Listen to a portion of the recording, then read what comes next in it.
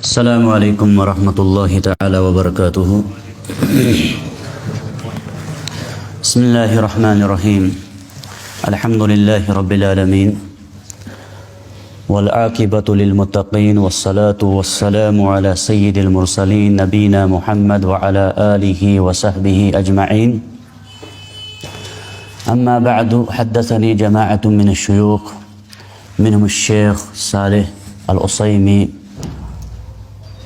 والإمام والخطيب بالمسجد النبوي عبد المحسن القاسم،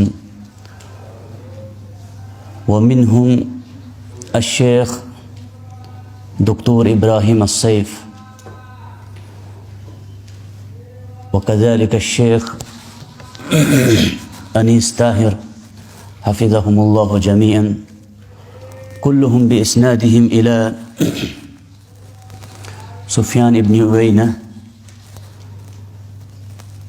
عن عمرو بن دينار عن أبي قابوس مولى عبد الله بن عمرو بن العاص عن عبد الله بن عمرو بن العاص رضي الله تعالى عنهما أن رسول الله صلى الله عليه وسلم قال: الراحمون يرحمهم الرحمن ارحموا من في الأرض يرحمكم من في السماء۔ اللہ تعالیٰ کے فضل و کرم سے ہم اس وقت ایک بہترین مجلس میں اور بہترین جگہ پر جو ہے جمع ہوئے ہیں۔ اللہ سے دعا ہے کہ اللہ تعالیٰ اس مجلس کو اپنی رحمت سے اور سکینت سے اور مغفرت سے مالا مال کرے، اور بے شمار درود و سلام ہو اس مجلس کی طرف سے محمد رسول اللہ صلی اللہ علیہ وسلم پر۔ جس عنوان کے متعلق میں آج آپ کے سامنے گفتگو کرنے جا رہا ہوں وہ ہے حدیث رسول صلی اللہ علیہ وسلم۔ حدیث عربی زبان میں یا عربی لغت میں اس کا معنی ہے جدید کے، نیا۔ اب حدیث رسول کو حدیث کیوں کہا جاتا ہے؟ حدیث رسول کو حدیث کیوں کہا جاتا ہے؟ کیونکہ اس سے پہلے وہ چیز موجود نہیں تھی۔ اگر آپ ان تعلیمات کو دیکھیں گے جو رسول اللہ صلی اللہ علیہ وسلم نے دی تھی، یقیناً وہاں پر وہ موجود نہیں تھے۔ لیکن جب اصطلاح میں ہم حدیث کے معنی دیکھتے ہیں تو حدیث کا معنی ہے ما اضیف الی النبی صلی اللہ علیہ وسلم من قول او فعل او تقریر او صفات سواء خلقیہ او خلقیہ۔ آپ علیہ الصلاۃ والسلام کی طرف وہ تمام تر نسبت کیے ہوئے اقوال، افعال، تقریرات یا آپ علیہ السلام کے اوصاف، چاہے وہ اخلاقی طور پر ہو یا پھر جو صورت کے اندر آپ علیہ السلام کے پائے جاتے تھے، یہ احادیث کہلاتی ہیں۔ رب کائنات نے اس امت پر ایک بڑا احسان کیا، وہ یہ تھا انا نحن نزلنا الذکر و انا لہ لحافظون، کہ ہم نے اس ذکر کو نازل کیا، اور ذکر سے مراد قرآن کریم ہے، ذکر سے مراد قرآن کریم ہے، لیکن من جملہ طور پر پوری شریعت اس میں داخل ہے، احادیث رسول بھی اس میں داخل ہیں۔ شیخ حماد انصاری کے بیٹے عبد الباری حفظہ اللہ میں اکثر کہتے تھے کہ اس نزلنا الذکر میں جو مراد ہے، اس سے ایک تو قرآن ہے ہی ہے، اس میں کوئی اختلاف نہیں ہے، اس میں احادیث رسول بھی مراد ہیں، اور کہا ساتھ ساتھ احادیث رسول ہی نہیں، اس میں وہ علماء بھی داخل ہیں جنہوں نے ان احادیث کی حفاظت کا بیڑا اٹھایا ہے، ان کی حفاظت کی ذمہ داری بھی اللہ نے خود لی ہے۔ اس شریعت کے اندر تحریف کرنے والے آئیں گے، بدلنے والے آئیں گے، لیکن وہ کامیاب نہیں ہو سکیں گے۔ یریدون لیطفئوا نور اللہ بافواہہم واللہ متم نورہ ولو کرہ الکافرون ولو کرہ المشرکون۔ اگرچہ پسند نہ بھی کرے، یہ دین جو ہے یہ پھیلتا جائے گا۔ ورنہ ہم اگر اپنے یہاں ماحول کے اعتبار سے دیکھیں گے تو ایسا ممکن نہیں لگتا ہے کہ یہاں پر الحمدللہ آپ جیسے پاسبان نوجوان موجود ہیں، لیکن اغلبیت ہم دیکھیں گے یہاں ایسا نہیں ہے کہ حدیث رسول یاد کرنے والوں کی مجلسیں بیٹھتے ہیں باضابطہ طور پر، جو سندوں کے ساتھ احادیث کو یاد کرتے ہیں، راویوں پر ان کا کلام، ان کے جو حدیث کے اصول و ضوابط ہیں ان کا اہتمام کرتے، اکثر یہ نہیں دیکھا جاتا ہے۔ لیکن یہ شریعت اس کی ذمہ داری رب نے لی ہے. یہاں اپنا ایک ماحول ہے، مساجد کے اندر ہو، جمعہ کا آواز ہو، 1 گھنٹے کا آواز ہو، 1.5 گھنٹے کا آواز ہو، ان تمام کے اندر وہ تمام تر چیزیں نہیں ہیں جس سے آپ کہہ سکتے ہیں کہ اس سے شریعت محفوظ ہوگی. بہترین واعظ وغیرہ یہ جو ہے صحیح ہے، یہ بھی ایک سبب بنتے ہیں کہیں لوگوں کو ہدایت کا، لیکن اگر آپ کہیں گے کہ جو شرعی اصول ہیں احادیث کو صحیح اور ضعیف میں تمیز کرنا، بلکہ اس سے بڑھ کر قرآن کریم کو تحریف سے بچانا، اس ترنم یا ان تمام تر چیزوں میں نہیں مل سکتا ہے. اس کے لیے قواعد ہیں، قوانین ہیں، اور اس کے لیے علماء کرام نے محنت کی ہے، تبھی جا کر شریعت میں ان کا مقام ہے. یرفع اللہ الذین آمنوا منکم والذین اوتوا العلم درجات. اوتوا العلم، اہل العلم، لکل فن رجال، وہ تمام تر چیزیں. تو بہرحال حدیث کہتے ہیں جو اللہ کے نبی علیہ الصلوۃ والسلام کی طرف منسوب کی گئی ہوگی، چاہے وہ آپ علیہ السلام کے فرامین ہو، آپ علیہ السلام کے سامنے کوئی کام کیا گیا ہو، آپ علیہ السلام خاموش رہے. مثال کے طور پر وہ وب لایا گیا تھا، ایک جانور ہے، زمین پر رینگتا ہے، آپ علیہ السلام کے دسترخوان پر اس کو رکھا گیا. رسول اللہ صلی اللہ علیہ وسلم نے وہ نہیں کھایا، کہا میں اس کو پسند نہیں کرتا ہوں، میں اس کو پسند لا اکلہ ولا احرمہ، نہ میں یہ کھاتا ہوں نہ اس کو حرام کرتا ہوں. آپ کھا سکتے ہیں. اس کو تقریر کہتے ہیں کہ آپ علیہ السلام کے سامنے کوئی کام آپ علیہ الصلوۃ والسلام نے اس کو برقرار رکھا، اس کو منع نہیں کیا. انما الاعمال بالنیات، یہ آپ علیہ الصلوۃ والسلام نے کر کے دکھایا ہے. خذوا انی مناسککم، مجھ سے حج کا طریقہ لو. جو آپ علیہ السلام نے حج کیا، بال منوائے، احرام باندھا، یہ تمام تر افعال میں آتا ہے. اور پھر آپ علیہ الصلوۃ والسلام کے اخلاق، انک لعلی خلق عظیم، یہ بھی آپ علیہ الصلوۃ والسلام کی ایک تقریر حدیث ہے، اس کی طرف نسبت کی گئی ہے، اخلاقیات. اور اسی طریقے سے آپ علیہ الصلوۃ والسلام کا خوبصورت چہرہ، جسم کے متعلق جو اصحاب نقل کرتے ہیں وہ بھی حدیث کہلاتی ہے. تو حدیث جو ہے آپ علیہ الصلوۃ والسلام کے وہ فرامین بالاختصار جس کو شریعت اسلامیہ سے مطالبہ کیا گیا ہے کہ وہ ان پر عمل کرے، ان کو سیکھے، ان کو جانچے، کس عمل میں کیا طریقہ مناسب ہے اور کون سا طریقہ رسول اللہ صلی اللہ علیہ وسلم کی تعلیمات کے مطابق ہے. یہ احادیث ہیں. احادیث میں چونکہ یہ قرآن کی طرح نہیں ہے، حدیث کی بنیادی طور پر 2 قسمیں ہیں روات کے اعتبار سے، راویوں کو نقل کرنے کے اعتبار سے. یا تو آپ علیہ الصلوۃ والسلام کے سامنے جمع غفیر ہے صحابہ کرام کا، سب نے حدیث سنی، ان تمام صحابہ نے اپنے بعد کے طبقہ تابعین تک وہ حدیث پہنچائی، ان تمام طبقہ تابعین نے اتباع تابعین تک پہنچائی. جیسے من کذب علی متعمدا فلیتبوأ مقعدہ من النار، 70 سے زیادہ صحابہ کرام اس حدیث کو رسول اللہ صلی اللہ علیہ وسلم سے نقل کرتے ہیں، 70 سے زیادہ. ان کے آگے شاگرد اسی طریقے سے، یہاں تک یہ حدیث ہمارے زمانے تک پہنچی ہے. اس کو علماء کرام نے نام دیا متواتر. مراد یہ ہوگا کہ متواتر میں اتنی راویوں کی تعداد ہوگی جن کا جھوٹ پر اتفاق ہونا ناممکن ہے. اس کی تصحیح ضعیف کے بارے میں آپ کو کوئی محنت نہیں کرنی ہے. جس حدیث کو متواتر کہا جائے گا اس کو آنکھیں بند کر کے لینا ہے. لیکن دوسری قسم متواتر کی تعداد بہت کم ہے.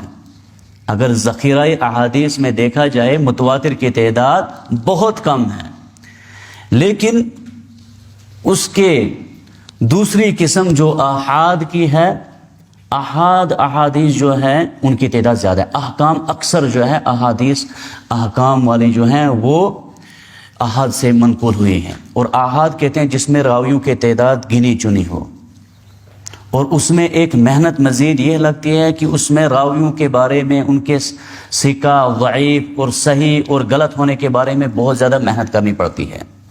اسی لیے جو ائمہ متقدمین تھے، شروع میں تھے، ان کو اس میں بہت محنت کرنی پڑی. اور سب سے پہلے جس نے اس میں قدم رکھا آپ کو معلوم ہوگا، کیونکہ سب سے پہلے جو احادیث لکھنے کا جو باضابطہ طور پر انتظام کیا گیا تھا وہ آیا ہے ربیع بن صبی، 150 کے آس پاس ان کی تاریخ وفات ہے، 160 ہجری غالباً. ان کے متعلق آیا سب سے پہلے انہوں نے مستقل ایک کتاب میں احادیث کو جمع کیا. اس سے پہلے بھی احادیث موجود تھی کتابوں کے اندر. ابو ہریرہ خود کہتے ہیں رضی اللہ تعالیٰ عنہ، امام ذہبی نے غالباً تذکرۃ الحفاظ کے اندر لایا ہے کہ ابو ہریرہ کہتے ہیں کہ صحابہ میں سے مجھ سے زیادہ کوئی حدیث جاننے والا نہیں ہے سوائے عبداللہ بن عمرو بن عاص. کیونکہ وہ لکھتے تھے اور میں لکھتا نہیں تھا. عبداللہ بن عمرو بن عاص صحابہ میں سے اکثر احادیث نقل کرنے والے. سبب کیا ہے؟ ابو ہریرہ کہتے ہیں میں لکھتا نہیں تھا، وہ لکھتے تھے. اسی لیے اس بنیاد پر یہ کہا جا سکتا ہے رسول اللہ صلی اللہ علیہ وسلم کے زمانے میں جو اکثر، اور عبداللہ بن عمرو بن عاص کے متعلق ہی غالباً جامع العلم کے اندر آیا ہے کہ ان کے پاس 1000 احادیث پر مشتمل ایک صحیفہ تھا جس میں 1000 احادیث موجود تھی. ابو بکر صدیق رضی اللہ عنہ کے پاس بھی ایک صحیفہ تھا جس کو صحیفہ صادقہ کہتے ہیں، احادیث لکھی گئی تھی. ایک قول اہل علم سے یہ نقل کیا گیا ہے کہ ابتدائی اسلام میں احادیث لکھنے سے منع کیا گیا تھا. لا تکتب انی فمن کتب عنی غیر القرآن فلیمحہ. آپ علیہ السلام نے فرمایا صحابہ میرے سے جو آپ نے نقل کیا ہے، جو کچھ میں نے فرمایا ہے، قرآن کے بغیر آپ کے پاس کچھ لکھا نہیں ہونا چاہیے، صرف قرآن. ابتدائی اسلام میں لکھنا احادیث منع کیا گیا. وجہ یہ تھی کہیں ایسا نہ ہو کہ قرآن اور حدیث مکس ہو جائے، غلط ملط ہو جائے. لیکن ایک وقت آیا صحابہ کرام نے قرآن کو ضبط کر لیا، قرآن اور حدیث میں فرق کرنا سمجھ لیا. اس وقت آپ علیہ السلام نے حکم دیا. حجۃ الوداع کے موقع پر آپ علیہ السلام نے فرمایا تھا اکتبوا لابی شاہ. یہ ایک صحابی تھا، جب اس نے خطبہ سنا نا حجۃ الوداع کا، اس کو بہت اچھا لگا. اس نے کہا یا رسول اللہ صلی اللہ علیہ وسلم مجھے یہ خطبہ لکھ کر چاہیے تھا. آپ علیہ السلام نے صحابہ سے کہا اکتبوا لابی شاہ، جو میں نے فرمایا یہ اس صحابی کے لیے آپ لکھ کر دیجئے، اس کو لکھ کر دیجئے. تو بالاختصار یہ خلاصہ نکلتا ہے صحابہ کرام میں بھی احادیث لکھنے کا رواج تھا، لیکن اتنا نہیں تھا جیسا بعد کے طبقے میں آیا. کیونکہ صحابہ کے طبقے میں اور عرب میں آج بھی یہ چیز زیادہ اہمیت کی حامل ہے، وہاں پر یاد کرنے پر زیادہ زور دیا جاتا ہے. اور عربوں میں شروع میں جو یاد کرنے کی صلاحیت تھی وہ بہت زیادہ قوی تھی. وہ ایک مرتبہ کوئی کلام سنتے تھے، اس کو یاد کر لیتے تھے، اس کو یاد کر لیتے تھے. اور پھر جب حدیث ہو جس کے بارے میں رسول نے فرمایا تھا مبدر اللہ امرن سمع منا شیئا فحفظها ووعاها وبلغها كما سمعها. اللہ تعالیٰ اس انسان کو حشاش بشا کرے.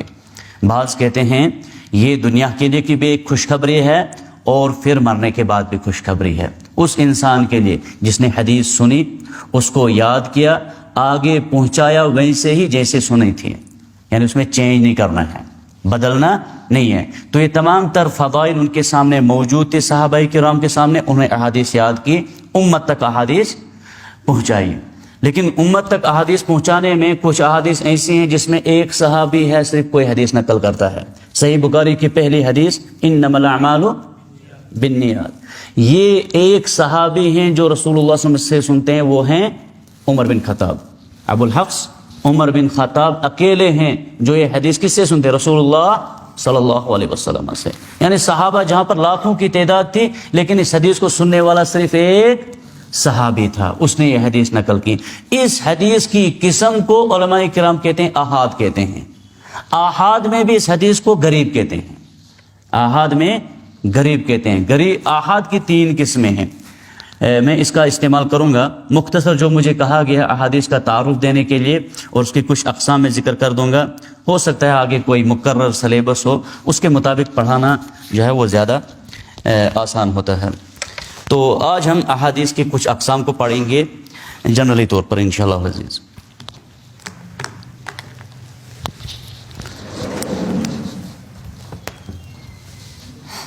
سب سے پہلے حدیث کی تعریف آپ نے لکھی ہوگی لغتاً الجدید.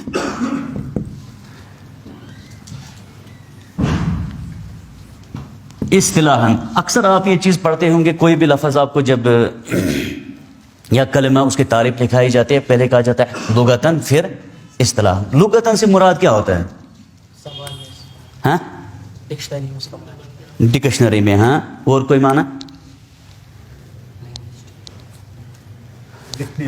اصل میں لغت سے مراد ہوتا ہے یہ الفاظ، یہ لفظ کس زبان میں ہے؟ عربی لینگویج کا ہے نا. عرب ملکوں میں حدیث کا معنی کیا ہوتا ہے؟ عرب اس وقت بھی حدیث کے معنی کو کیا مانتے ہیں؟ ہم سب سے پہلے اس کو یہ معلوم کرتے ہیں کہ عرب لوگ جو ہے نا اس کا معنی کس چیز میں استعمال کرتے تھے، ٹھیک ہے کہ نہیں؟ پھر اس کے بعد آتے ہیں ہم اصطلاحاً یا شرعاً بولتے ہیں کبھی۔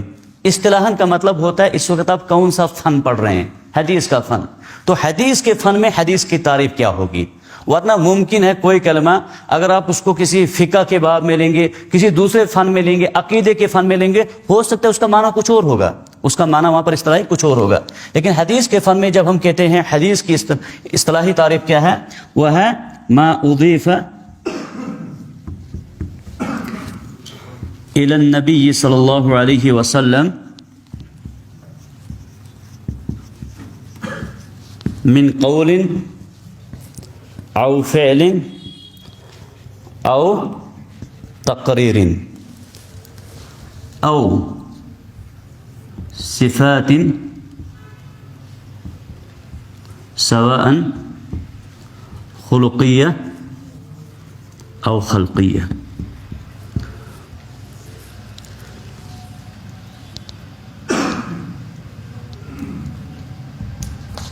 انواع الحدیث باعتبار الطرق، راویوں کی تعداد کے اعتبار سے حدیث کی قسم، یہی آج انشاءاللہ ہم پڑھیں گے، اور شاید آپ نے اس سے پہلے لیا بھی ہوگا لیکن من باب تذکیر آج ہم اس درس میں لے لیں گے۔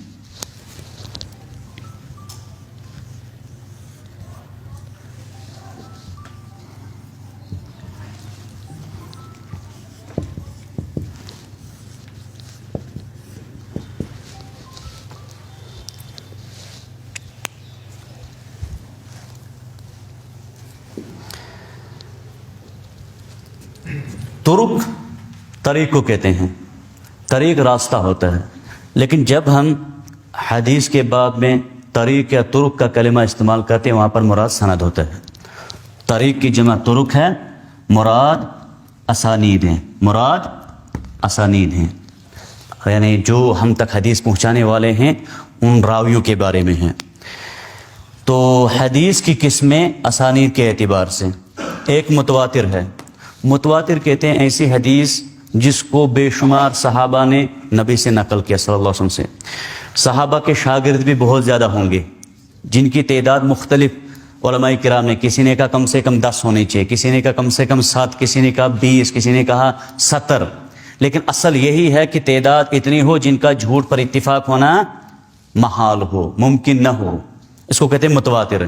متواتر کا معنی ہے اس وقت اگر آپ باہر نکلیں گے وہاں آپ کو جو بھی انسان ملے گا وہ کہے گا اس وقت دھوپ ہے یا موسم اس قسم کا ہے، جس میں شک نہیں ہوتا ہے، ابھی دن ہے، یہ متواتر خبر ہے، اس کا انکار نہیں کوئی کر سکتا ہے۔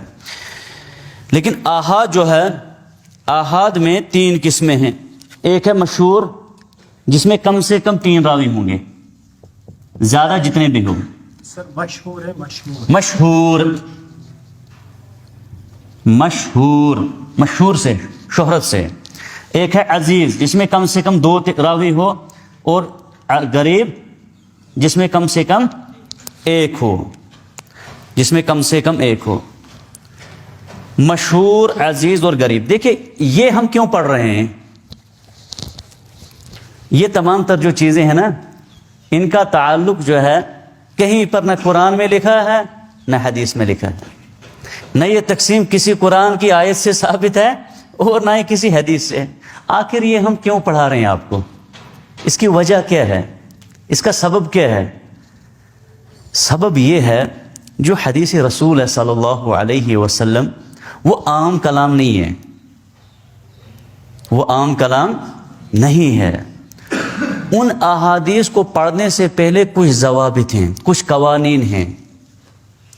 اگر ان ضوابط اور قوانین کو نہیں دیکھا جاتا ہے امت بٹتی ہے۔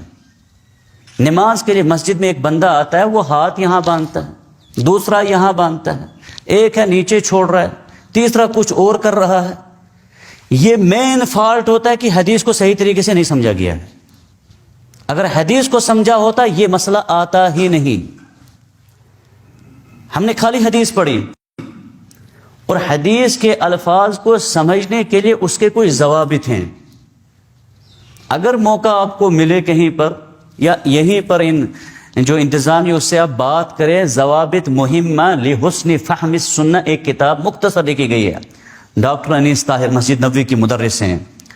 ایسے اصول جن سے ہم احادیث رسول کو سمجھ سکتے ہیں، 8 اصول اس کے اندر بیان کیے گئے ہیں۔ جب ان اصولوں پر نظر نہیں ہوتی ہے نا تو ہر ایک انسان حدیث اٹھاتا ہے، حدیث بیان کرتا ہے، لیکن اسی حدیث سے لوگوں کے جو ہے نا لوگ بٹنے شروع ہو جاتے ہیں۔ یہ کیسے ممکن ہے کہ نماز سکھانے والا ایک نبی ہے صلی اللہ علیہ وسلم؟ نماز اس وقت کتنے قسم کے ہیں؟ بڑی تعداد ہے ان کی، 5-6 قسم کے ایک مسجد میں مل سکتے ہیں آپ کو۔ وجہ کیا ہے؟ رسول صلی اللہ علیہ وسلم کی حدیث پر ہی وہ بھی جو یہاں ہاتھ باندھتا ہے وہ نہیں کہتے میں نے یہ گیتا میں پڑھا، یہ میں نے کسی دوسرے عیسائی کتاب میں پڑھا، نہیں، یا تو قرآن سے کہتے یا حدیث سے کہتا ہے۔ تو پھر پرابلم کہاں پر ہوتی ہے؟ کوئی ضوابط ایسے اہل علم نے ہمارے لیے نقل کیے جو ضوابط عملی طور پر صحابہ میں موجود تھے، ان کو لیکن تحریرن ہمیں ضرورت پڑ، ہمیں سمجھنے کے لیے ضرورت پڑی۔ وہی ہیں یہ چیزیں، وہی ہیں یہ چیزیں۔ یہ جب ہم اپنے شاگردوں کو پڑھاتے ہیں، اس کی غرض، پڑھانے کی غرض صرف یہ ہے کہ ہم حدیث رسول صلی اللہ علیہ وسلم کو صحیح طریقے سے سمجھ سکیں گے، ان کا غلط طریقہ نہ کیا جائے، ان کو غلط طریقے سے استعمال نہ کیا جائے۔ اور ہوتا یہی ہے، 2 حدیثیں ہیں، آپ علیہ السلام نے فرمایا لا عدوى ولا طیرہ، بیماریاں آپس میں پھیلتی نہیں ہیں، بیماریاں آپس میں پھیلتی، مثل کورونا وائرس آیا تھا، آپ نہیں کہہ سکتے اس حدیث کے مطابق آپ کہیں گے کوئی بیماری نہیں پھیلتی ہے، میں مریض کے پاس بیٹھ سکتا ہوں، مجھے کچھ نہیں ہوگا۔ دوسرے میں ہے آپ علیہ السلام نے فرمایا فر من المجذوم کفرارک من الاسد، جہاں پر کوڑ کی بیماری ہوگی نا وہاں سے ایسے بھاگو جیسے شیر کو دیکھ کر بھاگتے ہو، اس سے معلوم ہوتا نہیں بیماری دوسرے میں لگتی ہے۔ اب کیا ہوتا ہے، جمعہ کے دن ایک خطیب حدیث جب گھر میں پڑھے گا، ایک میں ہے کہ بیماری دوسرے کو لگتی، دوسری میں ہے کہ نہیں بیماری لگتی ہے، وہ بیچارہ اس کو جتنی سمجھ آتی ہے وہ اس اپنے عقل کے مطابق وہ حدیث آپ تک پہنچاتا ہے۔ یا تو وہ ایک ہی حدیث پڑھ کے آئے گا کیونکہ اس کو تعارض ہے اس دو کے، اور دونوں صحیح ہیں، دونوں صحیح ہیں، تو وہ اس تعارض کو جو ظاہری طور پر ٹکرا ہوا ہے اس کو اگر حل نہیں کر سکتا ہے، یا خود ہی گھر میں بیٹھ کر حدیث پڑھا رہا ہے، حدیثیں دے رہا ہے، کیونکہ اس وقت یہ ایک عام سی چیز ہو گئی آج کے دور میں، کون دیکھتا ہے کہ کس نے کہاں پڑھا، کیا اس کا پیچھے کوئی استاد ہے کہ نہیں، یہ فن نہیں دیکھا جاتا ہے ابھی، اور خاص طور اس دینی ماحول۔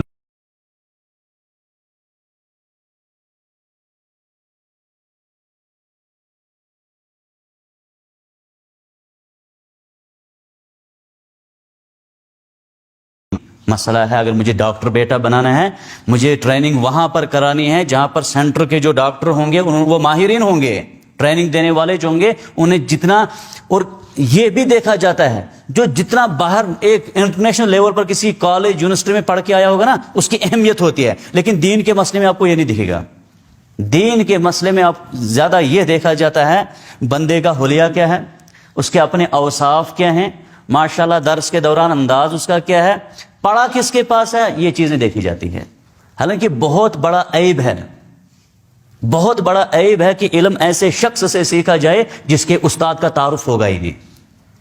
من کان شیخہ کتابہ فخطئہ اکثر من ثوابہ، بچنا اس چیز سے، جس کا استاد صرف کتاب ہوگی، اس نے کتاب سے پڑھا ہے، کتابوں کو سمجھا ہے، باقی کسی استاد کے پاس بیٹھا نہیں ہے، فخطئہ اکثر من ثوابہ، وہ زیادہ فساد پھیلائے گا، اس کی اصلاح کم ہوگی۔ وقتی طور پر اس کے فائدے نظر آ سکتے ہیں، لوگ اس کے پیچھے دوڑ رہے ہیں، چل رہے ہیں، لیکن یہ زیادہ نقصان دہ ہوگا امت کے لیے، کیونکہ حدیث رسول صلی اللہ علیہ وسلم ایسی نہیں ہے۔ قرآن نے اس کو کہا قول ثقیل سے کہا گیا ہے، یہ رسول صلی اللہ علیہ وسلم جو شریعت ہم پر نازل کریں گے نا آپ پر، وہ قول ثقیل ہے، بھاری ہے، اس کے لیے محنت چاہیے، مشقت چاہیے۔ اسی لیے آپ دیکھیں گے اہل علم میں سے، علماء میں سے کچھ ایسے ہیں جن کی بڑی تعداد ہے جو شادی نہیں کر پائے، بلکہ امام بخاری رحمہ اللہ کے بارے میں بھی اختلاف ہے، اختلاف ہے، بعض کہتے ہیں انہوں نے شادی نہیں کی تھی، کیوں؟ کیونکہ انہوں نے ایسے اس علم کی ذمہ داری لی تھی، اس سے ان کو کسی بھی پل فرصت نہیں ملتی تھی۔ یہ علم اتنا ہلکا نہیں ہے جتنا ہم اس کو سمجھ رہے ہیں۔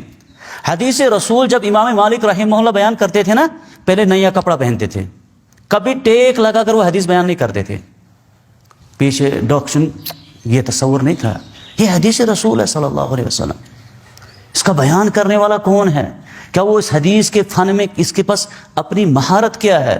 ان ضوابط کو جب نہیں دیکھا جاتا ہے نا سامعین کرام، ان ضوابط کو، ان اصولوں کو، امت مسلمہ میں اختلافات پیدا ہوتے ہیں، اختلافات پیدا ہوتے ہیں۔ حدیث دونوں ہیں، جو یہاں ہاتھ باندھتا ہے حدیث میں ہے، میں نے کہا کسی غیر کتاب، غیر مذہب کتاب سے نقل نہیں کرتا ہے جو یہاں باندھتے ہیں، بلکہ چھوڑو اس مسئلے کو، اس سے بڑا مسئلہ اللہ کہاں پر ہے یہ آپ کہہ رہے ہیں، لیکن آپ ایک بڑی جماعت اہل اسلام والوں کی ایسے پاؤ جو کہتے ہیں ہر جگہ موجود ہے، وہ کہاں سے ثابت کرتے ہیں؟ قرآن سے۔ اس کا مطلب قرآن کے جو ضوابط ہیں سمجھنے کے، وہ ضوابط پڑھنے کے بغیر جس نے قرآن لوگوں کو سمجھایا، اس نے اس عقیدے، جس عقیدے پر صحابہ میں اتفاق تھا، اس عقیدے کو بھی بگاڑ ڈالا۔ کہا میں قرآن سے ثابت کرتا ہوں کہ اللہ تعالیٰ نعوذ باللہ ہر جگہ بذات ہی موجود ہے، قرآن سے ثابت کیا، وہ کسی باہر کسی ضعیف حدیث یا کہتے کسی دوسری کتاب سے، کسی فقہ نہیں، قرآن سے ثابت کیا۔ تو معلوم یہ ہوتا ہے قرآن اور احادیث کے سمجھنے کے جو ضوابط اور اصول ہیں، اگر ان کے بغیر ایک انسان اس فن میں اترا، وہ صحیح سلامتی سے واپس نہیں آئے گا، کہیں اپنے ایمان کا سودا بھی کر سکتا ہے۔ ضروری ہے اس میں کچھ، وہ کبھی کسی سنت کا انکار کر سکتا ہے، کہے گا پھر آج سے پہلے ہمارے لوگ کیا کرتے تھے، کیا وہ غلط تھے؟ کیا ان کو قرآن سمجھ، کیا امام ابو حنیفہ کو حدیث سمجھ نہیں آئی تھی؟ آپ کو سمجھ آ رہی ہے آج 2023 میں؟ آپ ہو کون؟ آپ ہمیں کہہ رہے ہو کہ سنت یہ ہے یہ نہیں ہے۔ حالانکہ اس میں مثالیں ہیں۔ سب سے زیادہ رسول اللہ صلی اللہ علیہ وسلم کے ساتھ کون ہوتا تھا؟ بچہ بھی جانتا ہے، ابوبکر صدیق، عمر فاروق۔ آپ علیہ السلام نکلے، ابوبکر ساتھ تھا، عمر ساتھ تھا، واپس آئے، ابوبکر عمر ساتھ تھا، ہجرت کی، ابوبکر ساتھ تھا، غزوے پہ، مطلب شاید ہی کوئی پہلو آپ دیکھیں گے آپ علیہ السلام کے سفر میں سے، نکلنے میں سے، پریشانیوں کی زندگی میں، جہاں پر یہ دو جلیل القدر صحابہ آپ علیہ السلام کے ساتھ نہیں تھے۔ کیا خیال ہے سب سے زیادہ حدیث ابوبکر نقل کرنا چاہیے تھا کہ کوئی اور صحابی؟ ظاہر سے عقل یہ مانتے ہیں نا، لیکن اگر آپ حدیث کی کتابوں کو ٹٹولیں گے تو وہاں تو آپ کو بہت کم حدیثیں ملتے ہیں جو ابوبکر نقل کی۔ بلکہ ابوبکر صدیق مجلس میں بیٹھے ہیں، ایک عورت آئی بوڑھی سی، کہا ابوبکر صدیق مجھے وراثت میں حصہ کچھ ہے، میں دادی ہوں، جدہ ہوں، مجھے کوئی حصہ ہے؟ ابوبکر صدیق نے کہا میں نہیں پاتا ہوں کتاب اللہ اور سنت رسولہ میں آپ کے لیے کوئی حصہ رکھا گیا ہے، میرے علم میں یہ چیز۔ ایک صحابی اٹھا، کہا نہیں، اللہ کے نبی صلی اللہ علیہ وسلم نے چھٹا حصہ دیا ہے دادی کو۔ کون سا حصہ؟ چھٹا۔ کہا کیا عجیب بات ہے، میں آپ علیہ السلام کے ساتھ ہمیشہ ہوتا تھا اور آپ یہ بات کہہ رہے ہیں۔ کہا کوئی گواہ ہے؟ یہی ہے سامعین کرام جو میں عزیز طلبہ آپ کو سمجھا رہا ہوں، یہی ہے جو آپ کو ہم سمجھا رہے ہیں۔ کتابوں میں ابوبکر کے پاس لکھ کر نہیں تھا، لیکن عملی طور پر یہ تطبیق موجود تھی۔ مثال ہمارے گھروں میں لکھ کر ہوتا ہے کہ صبح 7 بجے چائے پئیں گے، 1 بجے کریں گے، نہیں لکھا ہوتا ہے، لیکن چلے جاؤ کسی ہاسٹل میں، وہاں بورڈ لگا ہے، کیونکہ وہاں الگ الگ قسم کے لوگ آتے ہیں نا، ان کو سمجھانے کے لیے بورڈ لگا ہوتا ہے۔ صحابہ میں اس چیز لکھنے کی ضرورت نہیں تھی، وہ عملی طور پر ان چیزوں کو، ان قواعد پر عمل کرتے تھے، لیکن ہمیں ضرورت پڑی۔ ابوبکر نے کا کوئی گواہ ہے؟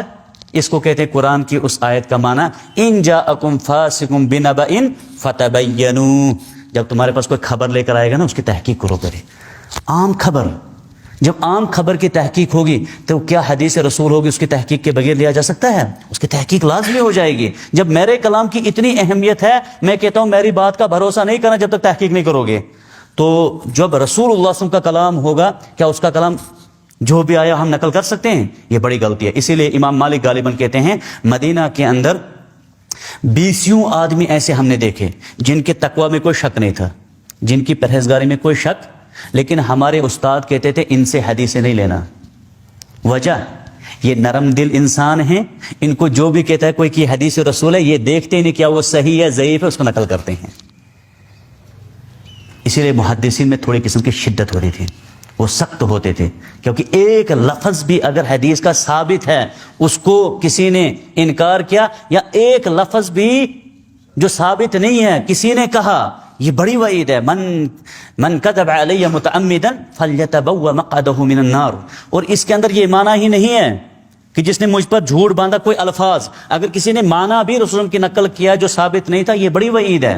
اسے صحابہ تحقیق کرتے تھے۔ ابوبکر نے کہا کوئی گواہ ہے؟ کہا ہاں۔ کہا لاؤ، کہا فلانی۔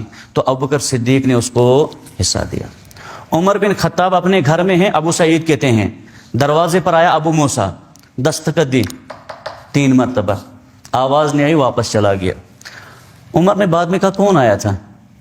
کہا ابو موسیٰ آیا تھا۔ کہا کیوں واپس گیا؟ بلاؤ اس کو۔ بلایا گیا، کہا واپس کیوں گئے؟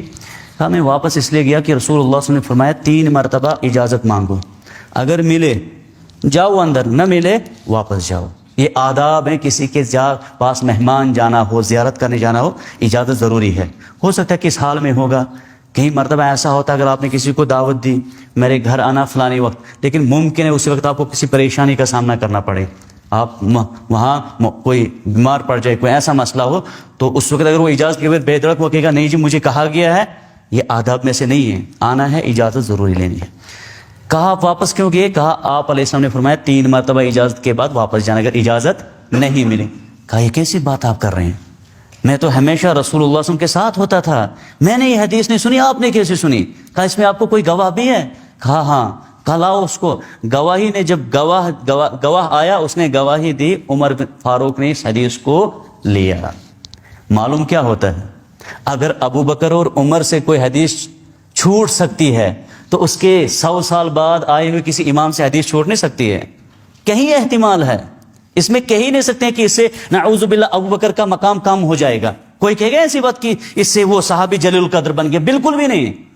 اگر کوئی سنت آپ کے سامنے صحیح ثابت بیان کر رہا ہے، اس سے یہ معنی نہیں ہوگا کہ امام ابو حنیفہ سے افضل وہ بن جائے گا، ہوئی کلا وحاشا، وہ ایک جلیل القدر امام ہے اس امت کے، پاسبل ہی نہیں ہے۔ لیکن ممکن ہے اس کے پاس جو حدیث ہے وہ وہاں نہیں، جب وہاں صحابہ میں اس چیز کا احتمال موجود ہے، بعد والوں کے پاس اس سے زیادہ ممکن ہوگا۔ اسی لیے جب یہ ضوابط پڑھے جاتے ہیں، یہ اصول پڑھے جاتے ہیں، ان اصول کے پڑھنے کے بعد کبھی بھی انسان یہ نہیں کہہ سکتا ہے کہ کس پر ہم عمل کریں، یہ مولوی صاحب کہتا ہے اس طریقے چلو، یہ کہتا ہے اس طریقے سے چلو، ہم کس کو مانیں گے؟ یہ وہ انسان کہے گا جس کو ان چیزوں کی خبر نہیں ہے، اور امت کو یہ چیز سکھانے والے دن بدن کم ہو رہے ہیں۔ لیکن مجھے خوشی ہوئی یہاں پر جب میں نے سنا 40 جو ہے احادیث ڈاکٹر مبشر احسن وانی المدنی حفظ اللہ پڑھا رہے ہیں۔ یقیناً یہ آپ لوگوں کی بہت بڑی خوشخبری ہے۔ اس قسم کے جلیل القدر عالم کے پاس حدیث پڑھنا یقیناً یہ فخر اور سعادت مندی ہے، ورنہ درس حدیث بہت جگہوں پر ہو رہا ہے، ٹھیک ہے کہ نہیں؟ لیکن کبار جو اہل علم ہوتے ہیں نا، ان کے پاس ایک خبرہ ہے، ایک تجربہ ہے۔ اور یہ چیز یاد رکھنا، جو استاد آپ دین سیکھنے کے لیے اختیار کرتے ہیں نا، اس کو دیکھنا اس کے اوپر استاد کون رہے ہیں۔ جس کے جتنے زیادہ استاد ہوں گے وہ اتنا اس فن میں ماہر ہوگا، یہ کلی طور پر اتفاق والی بات ہے۔ جس کے جتنے اساتذہ ہوں گے، اگر یہ ایسی بات نہ ہوتی امام بخاری کو ضرورت ہی نہیں تھی اپنے اس شہر سے باہر جانے کی۔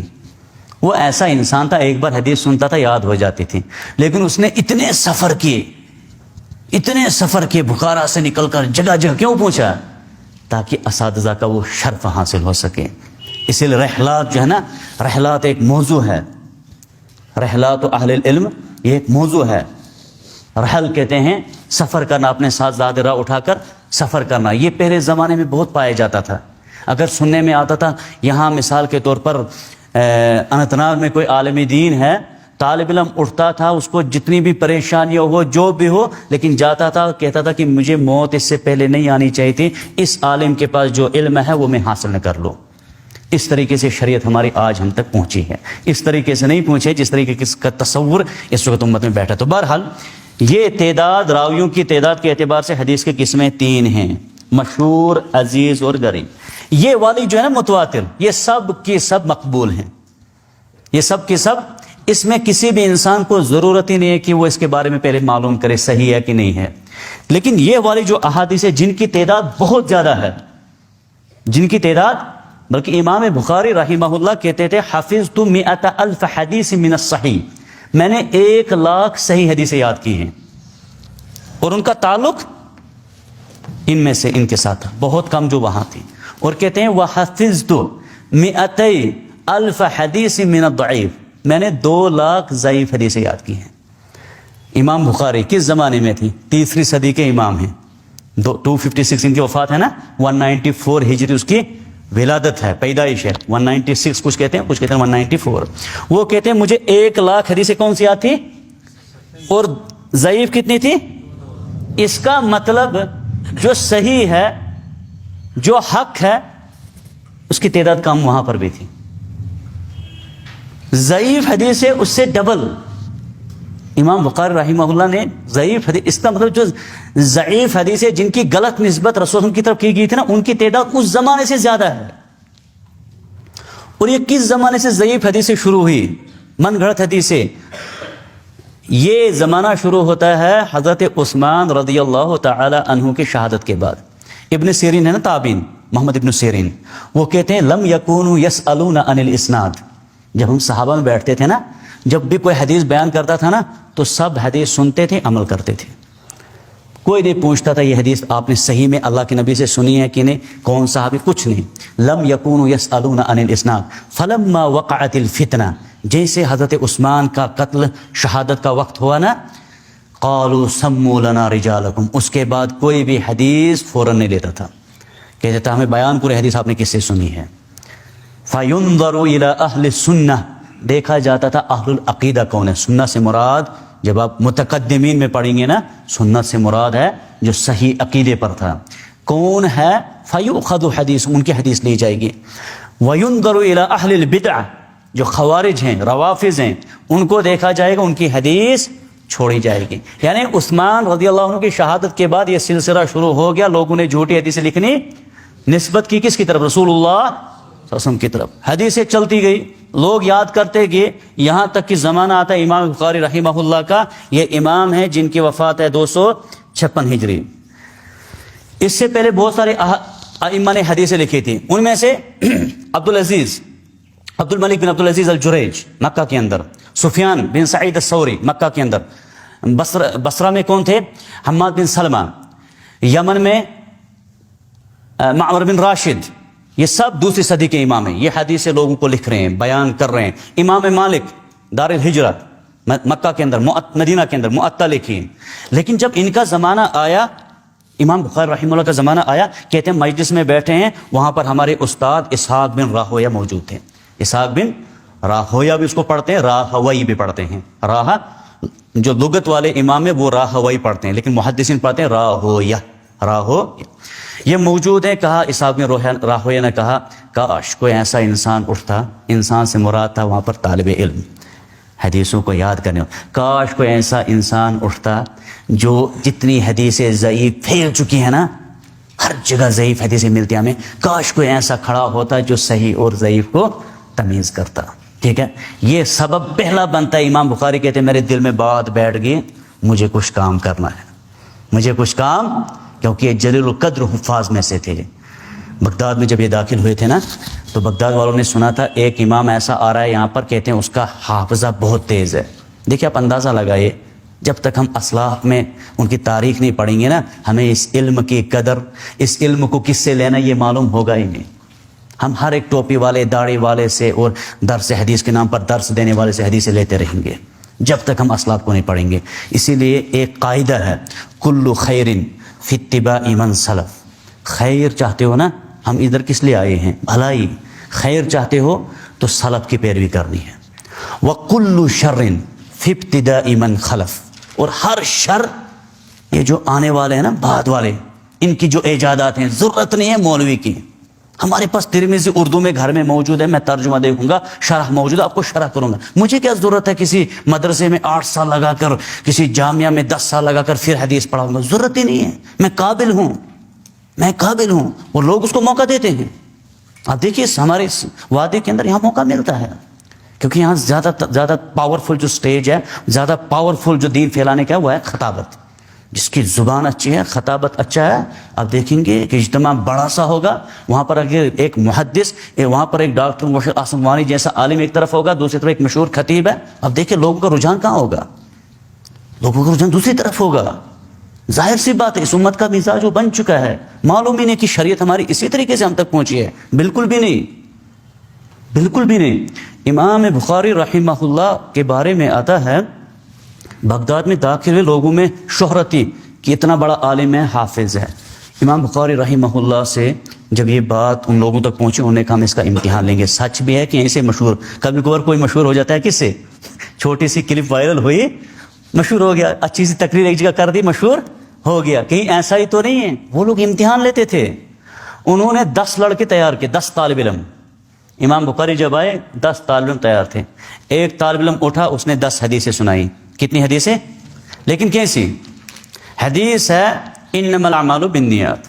اس کی حدیث ہے, امام بخاری کہتے حدثنا حمیدی, حدثنا حمیدی سے لے کر چلتے چلتے چلتے عمر تک جاتے ہیں. یہ سند پیش کی دوسرے متن کے ساتھ. حدیث 2 چیزوں پر مشتمل ہے نا, ایک ہے نیچے سے سند, راویوں کے نام, اوپر ہے الفاظ, نبی نے کیا فرمایا. جو سند ہے اس کو چینج کیا, دوسرا متن لگایا. انہوں نے امتحان لینا تھا. 10 حدیثیں الٹی کی. 10 حدیثیں ایک طالب علم نے سنائی, سند کچھ اور متن کچھ اور. تمام 10 طالب علم نے 10 حدیثیں سنائی. ٹوٹل کتنی بنیں گی؟ 100 احادیث. 100 احادیث جب انہوں نے سنائی, امام بخاری کہتا ہے ہر حدیث میں لا ادری لا ادری لا ادری, میں جانتا.